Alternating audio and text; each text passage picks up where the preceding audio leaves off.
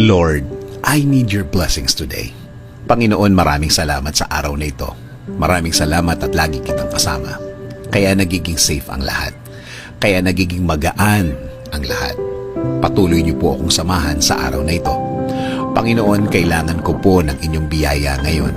Kailangan ko po ng blessings niyo sa araw na ito. Kailangan ko po ng inyong provision para sa akin at para sa aking pamilya. Para sa malaking tulong niyo sa akin, Lord.